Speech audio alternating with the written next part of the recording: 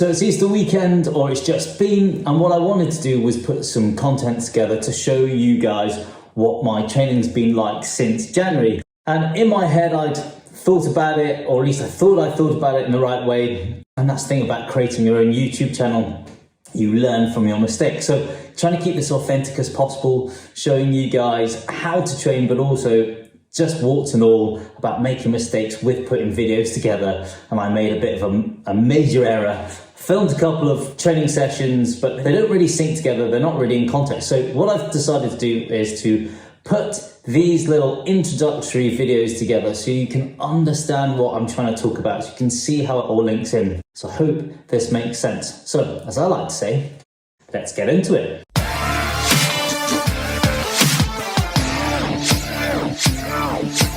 So let's start off with the VO2 stuff that I've been doing since January. Now, I know a lot of people over the age of 40 going into their 50s are probably thinking, oh, I don't really want to be doing that kind of training, it's pretty tough. And yeah, do you know what, you'd be right. But here's the thing, it is really good quality training. You don't need to spend so much time in training, and the bang for buck is way better than it would be if you just go out and ride long all the time. And let's face it, over the winter when the weather's really bad, your motivation might be quite low, getting an hour's worth of quality training in is way more exciting, or a bit more achievable, let's say, than if you're thinking about getting out in the cold, wind, wet, rain. It just makes more sense to do it this way. And from a physiological perspective, you're just going to develop better, robust fitness, and also you're improving the quality of your muscles, how they react to high intensity. You're basically fighting off age-related decline by putting in VO2.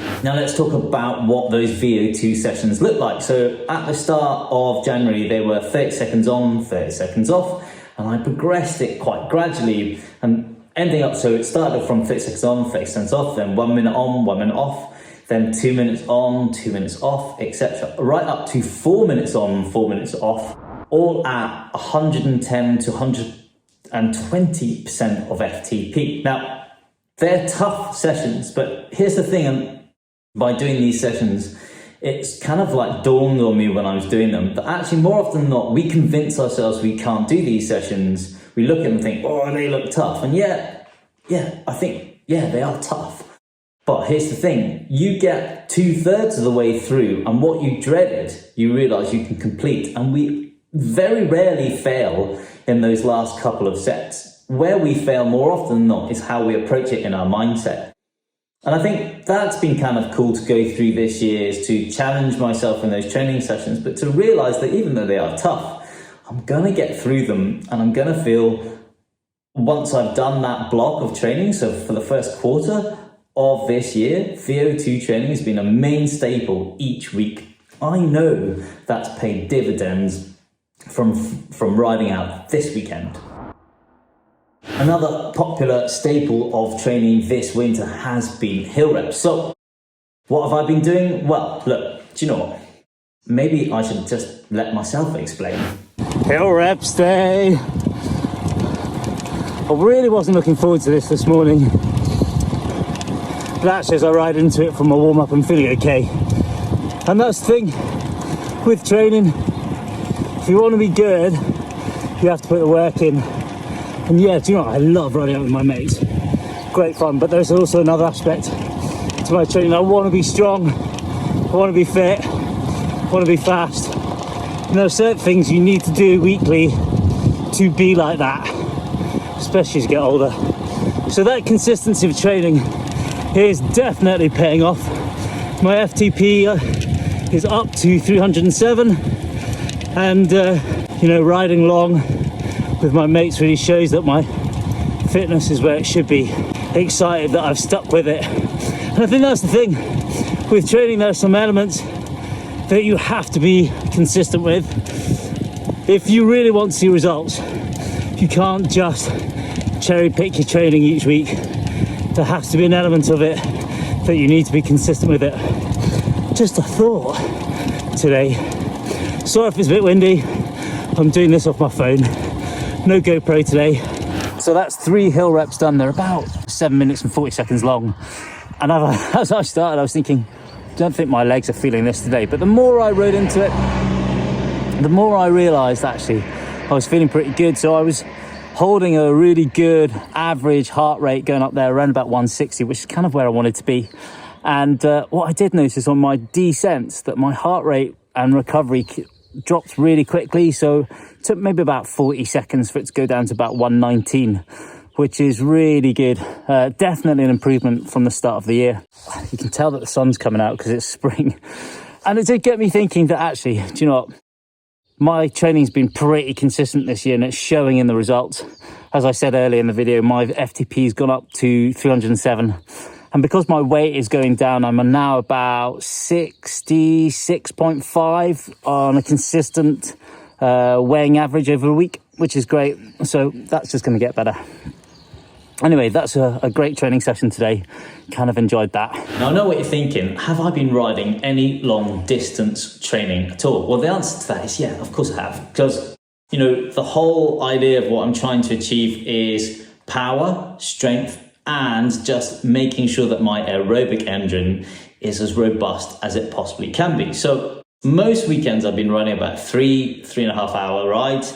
And then once a month, I've been riding 100 miles just to build confidence in my fitness, just to remind me what that feels like. And also so I can practice my nutrition and hydration. And it, again, as I say, what it does is it just shows me that my training that I've been doing over the month is paying dividends into my overall fitness pot.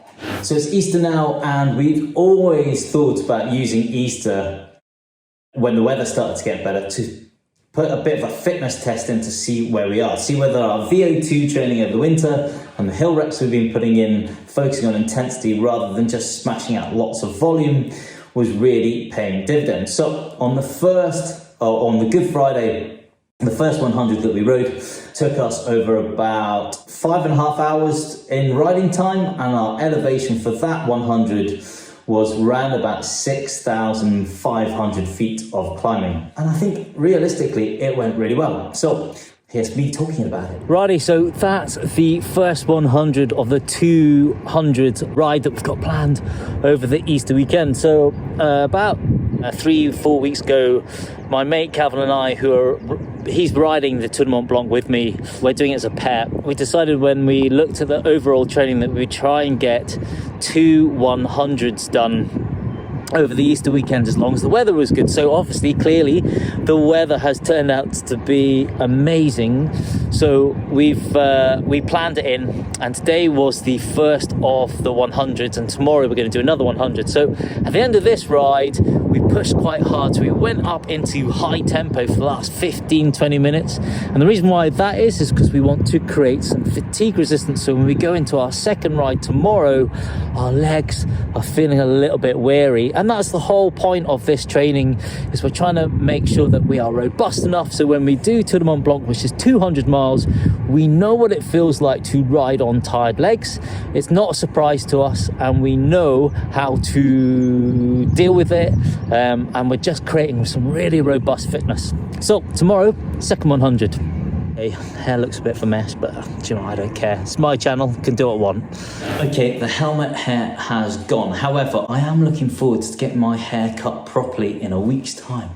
Anyway, the second ride of 2 100s took us across an elevation which was roughly about 8,200 feet, and the ride time for that was around about just under 6 hours of riding. Now, I think when we look at the weekend, we just feel that our training has really paid off. So all that intensity that people think that they don't need to be putting in their training has really delivered. So the VO2 training and the hill reps, focusing on quality rather than the quantity of our training, has really paid off. And I'm kind of excited because, you know, I feel like I've got more time back in my life. I'm loving the bike. It's really enjoyable to go out and ride those long rides, knowing that you're strong enough to take on elevation like that and still keep riding quick. So just gives you an idea of what I'm doing in my training at the moment and what's been really working. Now, if you want to learn a little bit more about training for all the cyclists, go here.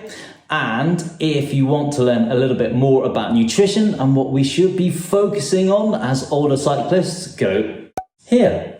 And finally, if you've watched this video and liked it, or if you've watched a few of my videos and you still haven't hit subscribe, hit the button, hit the bell to stay notified, and that way we can stay in touch. Thanks for watching. So the plan this weekend, I'm keeping my ride hair. Do you know what? That's amazing. It's too good not to do this video without it. You're such an idiot.